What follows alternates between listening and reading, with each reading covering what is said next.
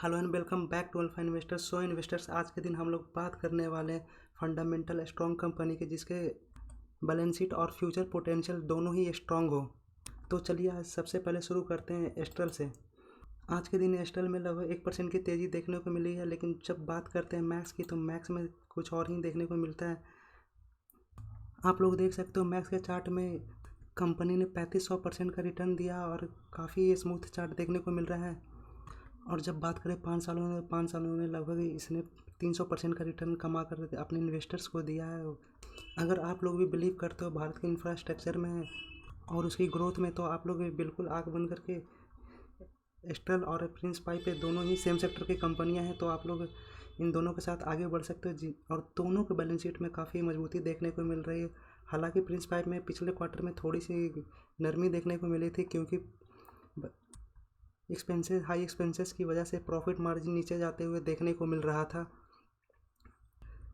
आप लोग क्लियरली देख सकते हो कि 5 सालों में प्रिंस पाइप ने लगभग अपने इन्वेस्टर को 280% का रिटर्न कमा कर दिया है। तो और ये 280% का रिटर्न कुछ ही टाइम का रिटर्न है। आप लोग देख चलिए मैं आप लोग को दिखाता हूँ कि ये लगभग मार्च 2020 से जो ये चलना शुरू हुआ था और ये कब तक का है,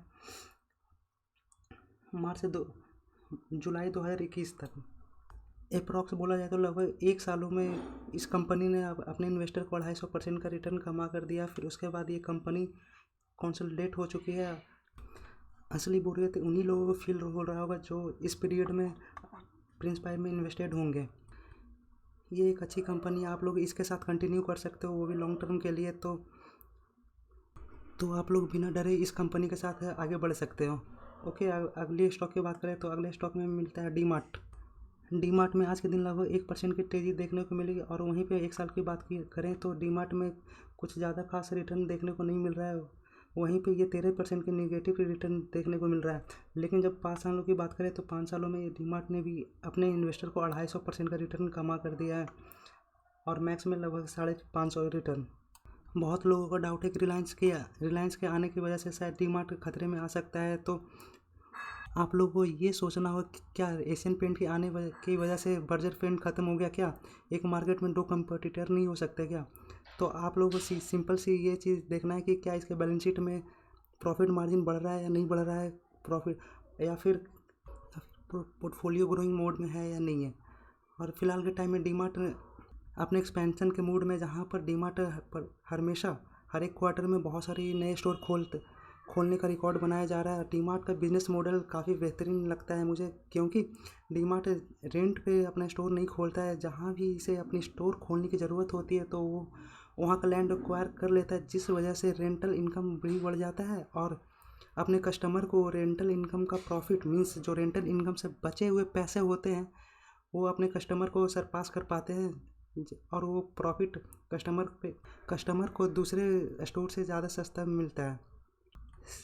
सिंपल सा बात बोलूँ, अगर कोई शॉप में अगर कोई चीज़ 100 रुपये में मिल रही है तो हो सकता है डीमार्ट में पॉसिबिलिटी हो 100 से कम में मिले, 90 में मिले। तो ये पैसे डीमार्ट बचाता है कहाँ से? तो ये पैसा डीमार्ट अपने रेंटल इनकम को सेव करके बचाता है, क्योंकि डीमार्ट को रेंट देने की ज़रूरत नहीं होती है। विप्रो थोड़ी स्लो चलने वाली स्टॉक है, क्योंकि आप लोगों को मैं दिखाता हूँ 5 सालों का रिटर्न। 5 सालों में विप्रो ने सिर्फ 64% का रिटर्न अपने इन्वेस्टर को कमा कर दिया है। विप्रो में इन्वेस्ट करने से पहले आप लोग को 1000 बार सोचना होगा कि इतनी पेन मैं झेल सकता हूँ या नहीं झेल सकता हूँ, क्योंकि ये रिटर्न बहुत ज़्यादा स्लो देता है। इतना ज़्यादा स्लो कि आप लोग बोर हो सकते हो, बहुत ज़्यादा बोर ही नहीं, बहुत ज़्यादा बोर हो सकते हो। हालांकि विप्रो एक बहुत ही उम्दा टाइप की कंपनी है, जहाँ पर अपने आज तक विप्रो ने अपने इन्वेस्टर को लगभग 2700% का रिटर्न कमा कर दिया है। और मेनली विप्रो जाना जाता है अपने बोनस और स्प्लिट के थ्रू अपने इन्वेस्टर्स को करोड़पति बनाने के लिए। आज के टाइम में देखा जाए विप्रो में लगभग 45% की गिरावट देखने को मिल रही है। मैं फिर से रिपीट करता हूँ कि विप्रो में इन्वेस्ट करने से पहले आप लोगों को 100 बार सोचना पड़ेगा, क्योंकि विप्रो बहुत ज़्यादा स्लो चलता है। अगले स्टॉक की तरफ बढ़े तो टेक महिंद्रा भी विप्रो के कैटेगरी का ही है, मीन्स बहुत ज़्यादा स्लो चलने वाला।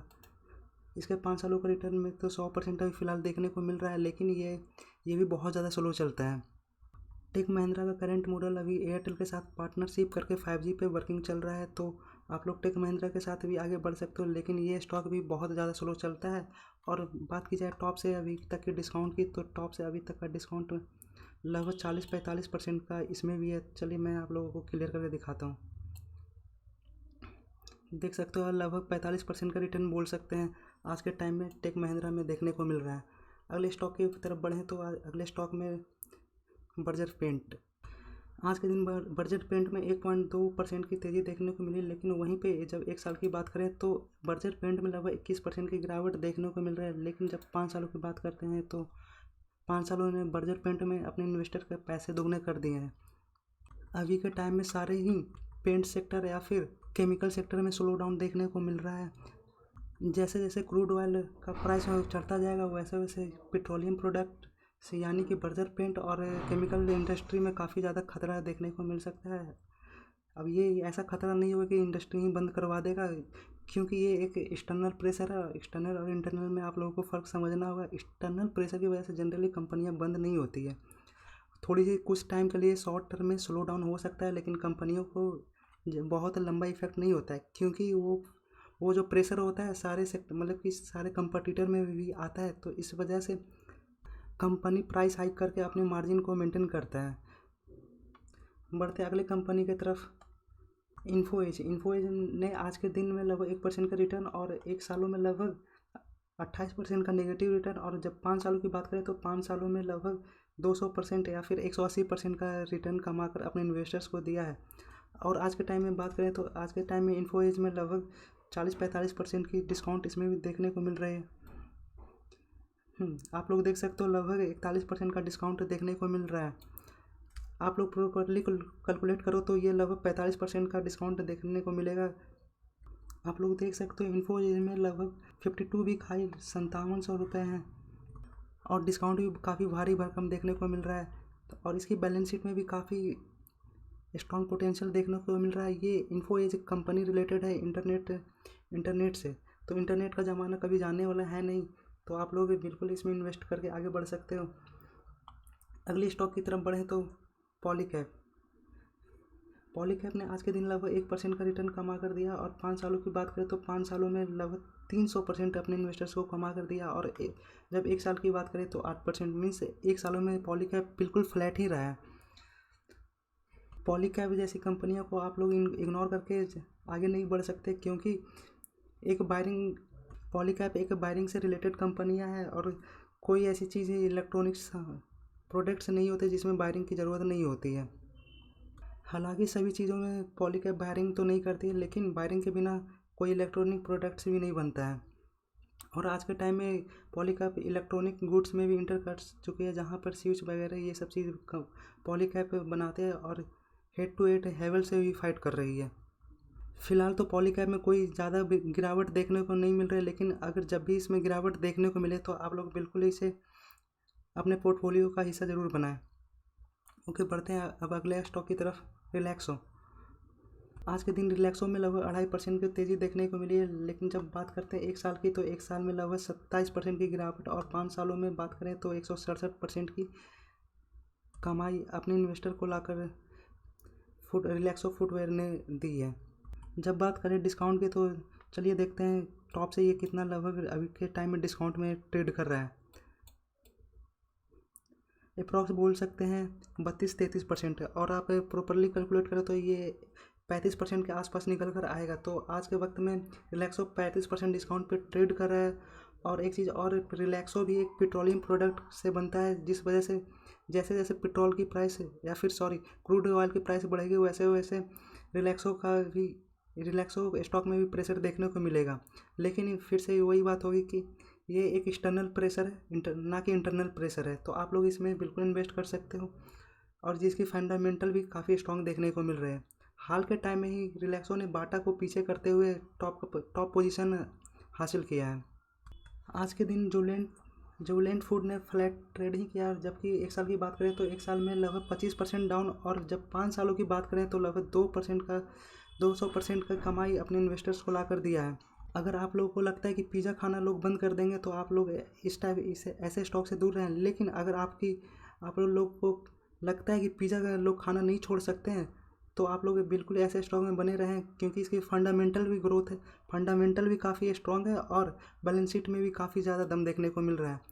और आज के टाइम में ये ट्रेड कर रहा है लगभग 40% के डिस्काउंट पर।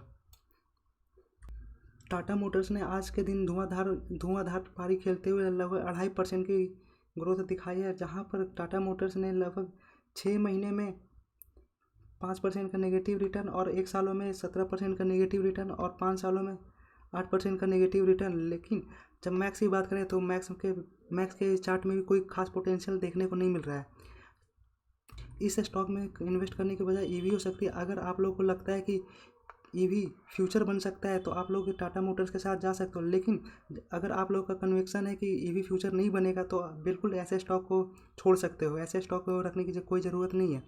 लेकिन खुद के कन्विक्शन पे रखें। अगर आप लोग को लगता है कि ईवी ही फ्यूचर बनेगा तो बिल्कुल ऐसे स्टॉक को अपने पोर्टफोलियो में हिस्सा दे सकते हैं। और जब पुरानी बात की जाए तो पुराने टाइम में टाटा मोटर्स में कोई खास पोटेंशियल देखने को नहीं मिल रहा था, लेकिन आज के टाइम में काफ़ी टर्न हो चुका है टाटा मोटर्स का बिजनेस मॉडल, जहां पर टाटा मोटर्स ईवी में हैवली इन्वेस्ट कर रहा है। और फिर से वही बात होगी कि अगर आप लोग को ईवी में पोटेंशियल है तो आप लोग इन्वेस्ट करो, वरना आप लोग स्किप कर सकते हो। लेकिन पास्ट में टाटा मोटर्स का चार्ट बिल्कुल अच्छा नहीं था, उसके बैलेंस शीट भी बिल्कुल अच्छी नहीं थी।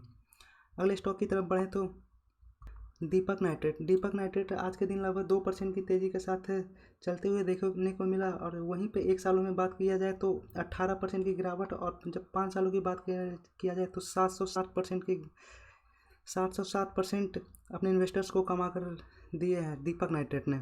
आज के टाइम में दीपक नाइट्रेट ट्रेड कर रहा है लगभग 31% डिस्काउंट पे। बात की जाए इसकी फंडामेंटल्स की तो इसके फंडामेंटल्स में भी काफ़ी दम देखने को मिल रहा है, और वहीं पर इसकी क्लाइंट भी काफ़ी मजबूत देखने को मिल रही है। तो दीपक नाइट्रेट जैसी कंपनी को भी आप लोग अपने रडार पर रख सकते हो। चलिए अब आगे बढ़ते हैं टाइटन्स की तरफ। राकेश झुनझुनवाला के जितने भी नाम कमाए तो वो भी टाइटन्स की वजह से कमाए हैं।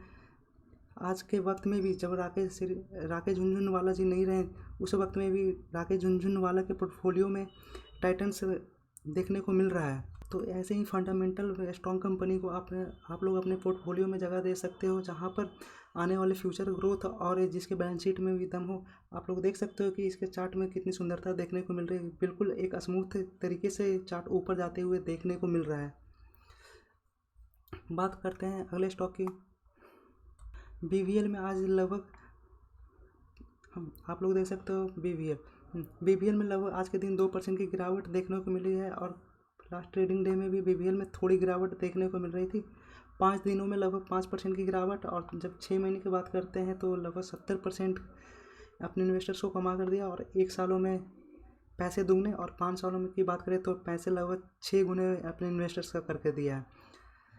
लेकिन ये अभी बीवीएल की बात की जाए तो अभी भी ये काफ़ी टॉप पे चल रहा है। थोड़ा इसे वेट एंड वॉच करें और अपने रडार पे रखें। जैसे ही ये थोड़ी बड़ी गिरावट लेकर आता है अपनी कंपनी में 15-20% की, तो बिल्कुल आप लोग इसे अपने पोर्टफोलियो में जगह दे सकते हो।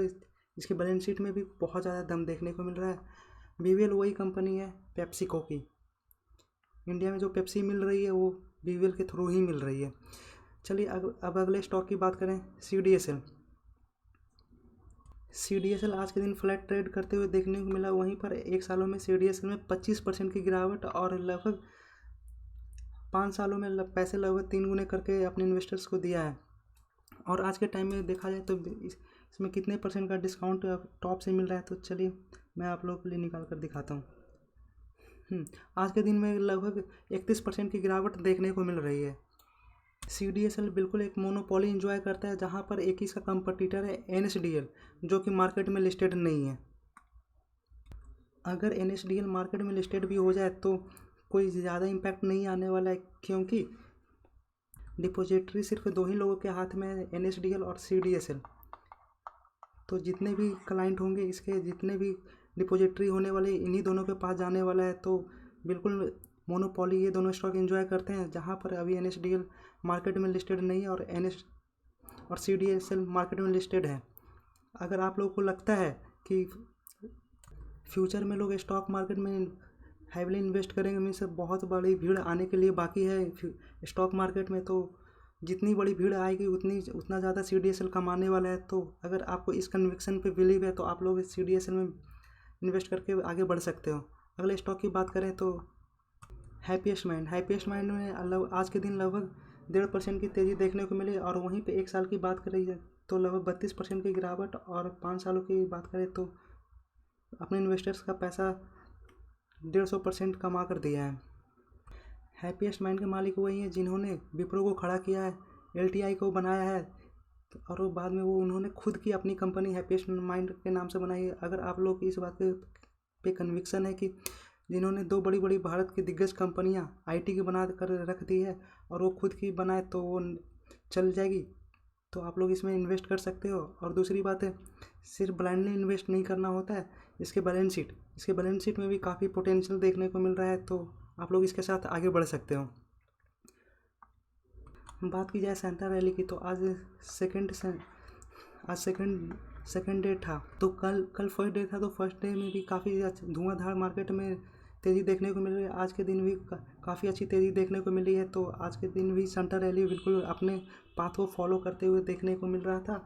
और 7 दिनों में से 2 दिन अभी बीत चुके हैं, और बाकी के 5 दिन भी आगे का देखना होगा कि आगे का 5 दिन में भी एक रैली देखने को मिलती है या नहीं मिलती है। सो इन्वेस्टर्स, फिर मिलते हैं किसी और वीडियो में। Thank you so much.